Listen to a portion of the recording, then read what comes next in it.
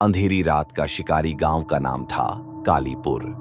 पहाड़ियों से घिरा हुआ ये छोटा सा गांव सदियों से शांत था, लेकिन पिछले कुछ महीनों से यहाँ की रातें खौफनाक हो गई थीं। लोग कहते थे कि जंगल में एक साया घूमता है, एक आदमी जिसका चेहरा कभी किसी ने नहीं देखा। वो रात के अंधेरे में आता, चुपचाप दरवाजा खटखटाता और फिर सिर्फ चीखें सुनाई देती। सुबह तक घर में सिर्फ खून के धब्बे और लाशें मिलती। पुलिस ने जांच की, लेकिन कुछ नहीं मिला। लोग गांव छोड़कर भागने लगे थे। रिया, एक 22 साल की लड़की, शहर से अपने नाना नानी के पास छुट्टियां मनाने आई थी। वो पढ़ी लिखी थी, कॉलेज में थी और इन गांव की अफवाहों पर हंसती थी। ये सब अंधविश्वास है नानी, कोई सीरियल किलर नहीं होता ऐसे गांवों में, वो कहती। लेकिन नानी चुप रहती। उनके चेहरे पर डर साफ दिखता। उस रात बारिश हो रही थी, बिजली कड़क रही थी और हवा की सरसराहट से पेड़ डरावने लग रहे थे। रिया अपने कमरे में किताब पढ़ रही थी। घर में सिर्फ वो और उसकी नानी थी। नाना कुछ दिन पहले बीमार होकर अस्पताल में भर्ती थे। अचानक दरवाजे पर खटखटाहट हुई, धीमी लेकिन लगातार। टक टक टक। कौन है? नानी ने बाहर से पूछा। कोई जवाब नहीं, सिर्फ बारिश की आवाज और खटखटाहट। रिया उठी और दरवाजे की ओर गई। नानी, मैं देखती हूं, शायद कोई पड़ोसी हो। वो झिर्री से बाहर झांका। बाहर अंधेरा था, लेकिन बरामदे में एक लंबा साया खड़ा था, काले रेनकोट में लिपटा हुआ। हाथ में एक बड़ा चाकू चमक रहा था। रिया का दिल धड़क गया। नानी, दरवाजा मत खोलना, वो चीखी। लेकिन देर हो चुकी थी। नानी ने डरते डरते दरवाजा खोला। साया अंदर घुस आया।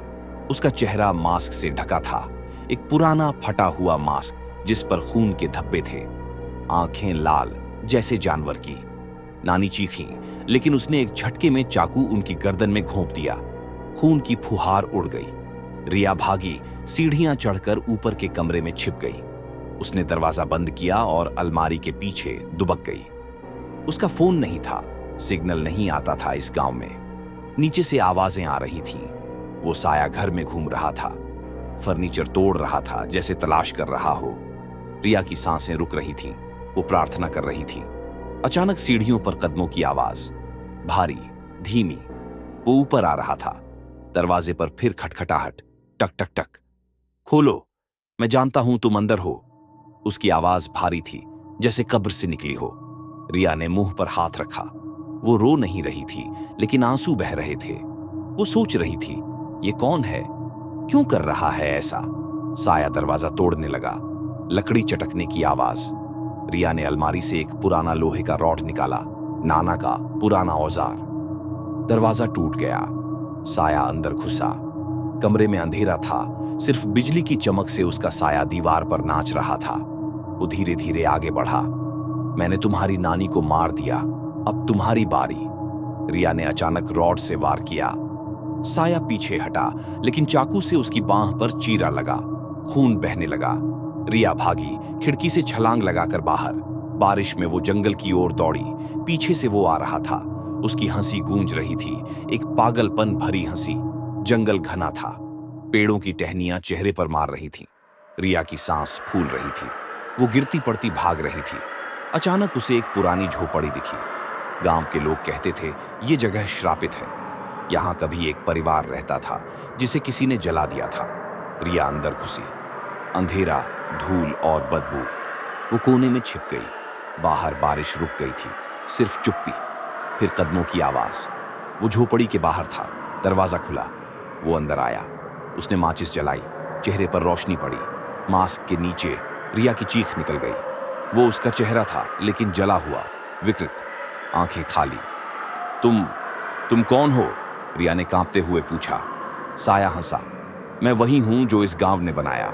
सालों पहले जब मैं छोटा था, गांव वालों ने मुझे और मेरे परिवार को जिंदा जला दिया, सिर्फ इसलिए क्योंकि हम अलग थे। मैं बच गया, लेकिन बदल गया।